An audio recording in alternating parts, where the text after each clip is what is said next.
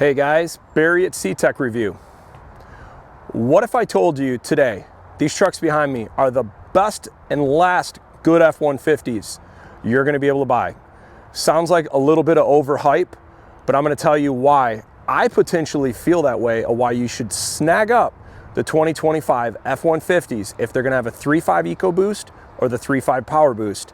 Stay to the end, a lot of dorky information, but you'll understand my concern with what's coming down the pipeline. Let's do this.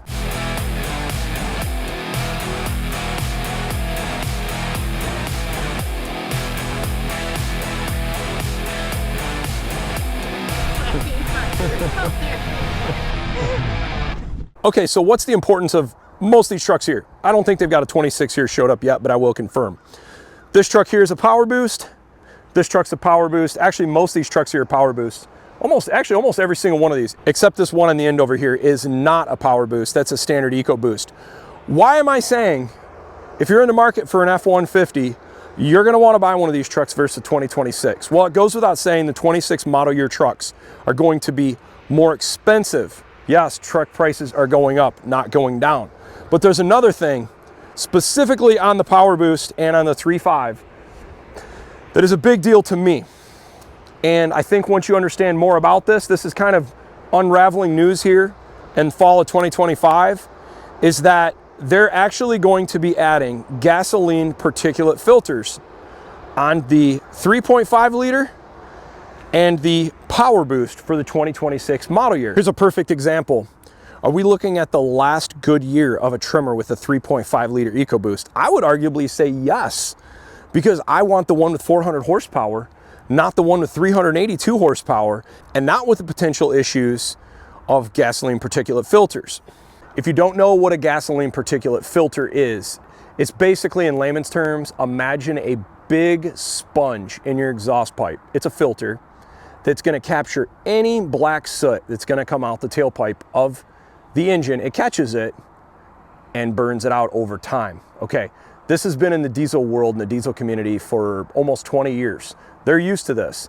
But when this first was launched back in, I think, around 2007.5, 2008 model year, across the different heavy duty truck segment vehicles, this was a big mess. Fuel economy impacts, diesel particulate filters failing, left people stranded on the road, horsepower impacts, fuel economy impacts. How do we think this will be with some of these gasoline engines? And then the next question is, why? Why are we seeing this? We thought emissions regulations were going to be getting rolled back with this new administration that's in impact. That's a complicated topic. First, these vehicles were so far along in the development cycle, they can't just turn this off. It's actually cheaper for them at this point to keep the industry going with what's in the pipeline than spending tens of millions of dollars to redesign the aftertreatment system where this engine had the particulate filter removed. Thankfully for us truck owners, it's just the 3.5 and it's just the 3.5 Power Boost, I'm told, impacted in 2026 with Ford. They were doing an early pull ahead to help with carbon, greenhouse gas, all this jazz, to helping with emissions for their full company.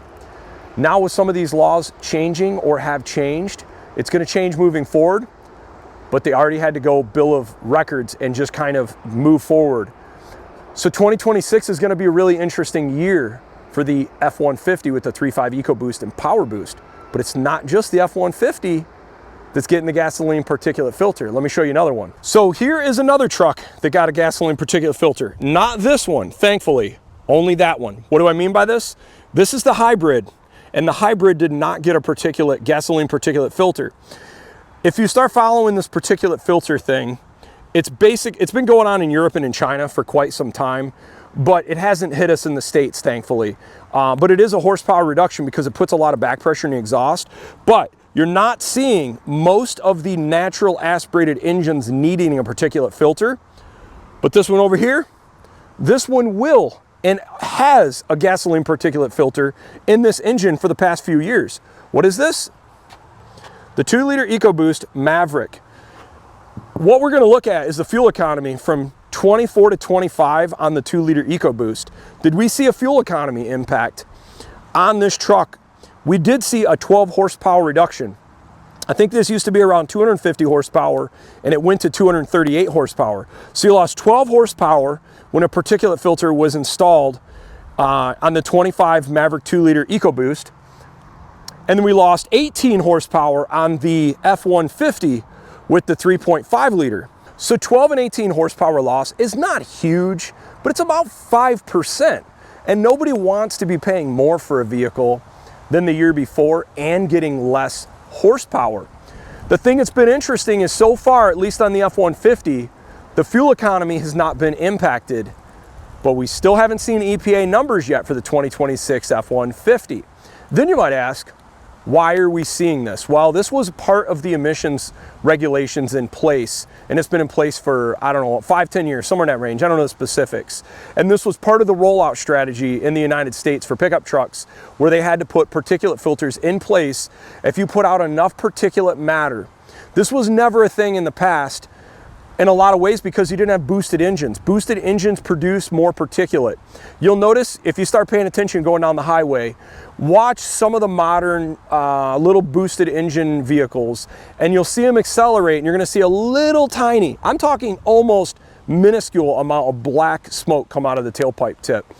And this has been going on for years with the boosted engines, but it's so minuscule, I never really thought we'd actually see the need for a particulate filter in the United States. Now on the big diesels, that's different. The diesels put out a little bit more particulate. It's a bigger engine and they just inherently produce more particulate with how the diesel engine process works. But gasoline, don't even get me started on this whole thing. I just still can't believe this is actually happening.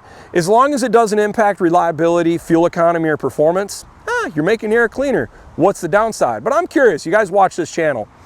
What do you think? Do you think a gasoline particulate filter is a good thing or a bad thing? Would you want an engine with it? Here's what I will tell you.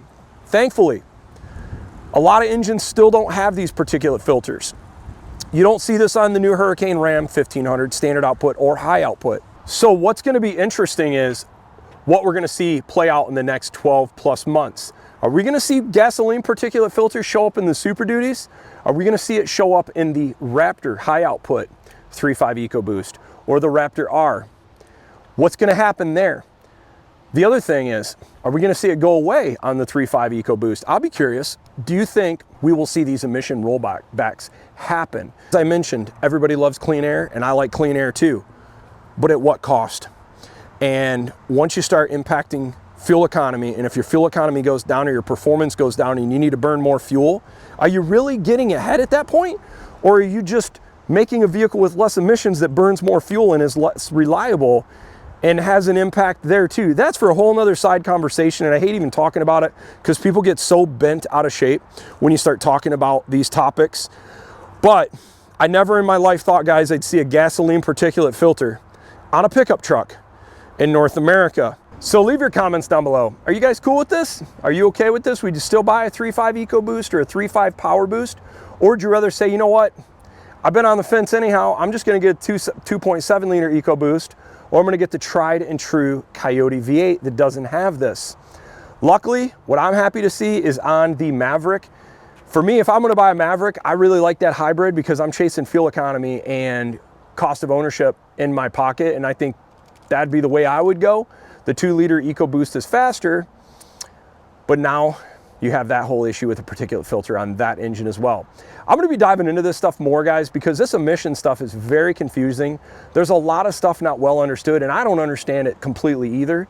And I spent 20 years in the industry around designing components for after treatment systems, and it is very confusing to understand because it's broken up into your hydrocarbons and particulate matter, believe it or not, is different.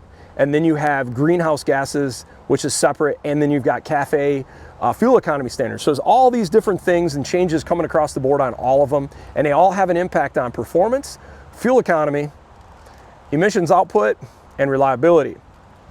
I would like an old school, simple vehicle at this point that's reliable, and I think a lot of you guys would too, and hopefully the cost will go down. And this is one of the reasons I would like to see some reduction in emission stuff on these new vehicles, because if you reduce parts, your price should go down, your fuel economy should go up, and your reliability should go up. But I'd like to know what you guys think. Leave your comments down below. Thanks for watching.